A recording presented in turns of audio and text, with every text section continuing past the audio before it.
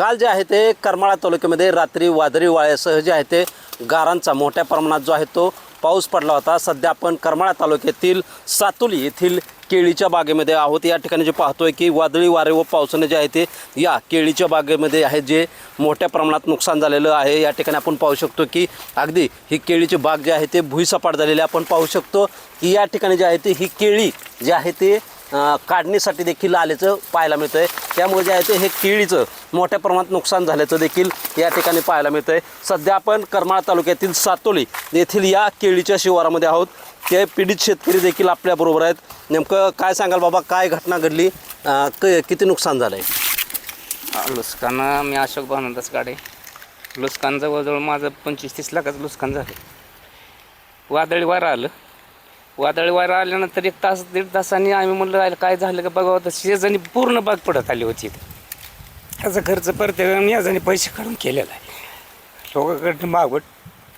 त्याच्यामुळं काय की सरकारने आपलं दक्षता घेऊन जरा थोडं त्याचा पंचनामा करून घ्या। काय सांगाल, किती रुपयांचं नुकसान आहे, किती उत्पन्न अपेक्षित?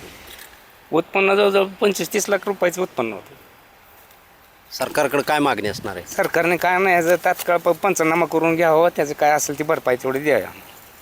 नक्कीच आपण पाहतोय की जे आहे ते या वादळी वाऱ्यामुळं व अवकाळी पावसामुळं जे आहे ते या सातोलीतील अशोक गाडे या शेतकऱ्याचे जे आहे ते जवळपास 2 एकर केळीचं नुकसान झालं आहे। यामध्ये जे आहे ते जवळपास 20 ते 25 लाखाचं जे आहे ते नुकसान झाल्याची प्रतिक्रिया जी आहे ते या अशोक गाडे या शेतकऱ्यांनी दिली असून सरकारने जे आहे ते तातडीनं याचे पंचनामे करून लवकरात लवकर नुकसान भरपाई द्यावी अशी देखील या मागणी जे आहे ते या शेतकऱ्याकडून केली असून जे आहे ते शेतकरी यावेळी जे आहे ते प्रतिक्रिया देताना भावूक झाल्याचं देखील आपल्याला या ठिकाणी पाहायला मिळत आहे। तरी सरकार याकडं कशा पद्धतीनं बघणार व पंचनामे करून नुकसान भरपाईचे आदेश देणार का हे पाहणं तितकंच गरजेचं आहे। शीतल कुमार मोटे, TV9 मराठी, करमाळा, सोलापूर।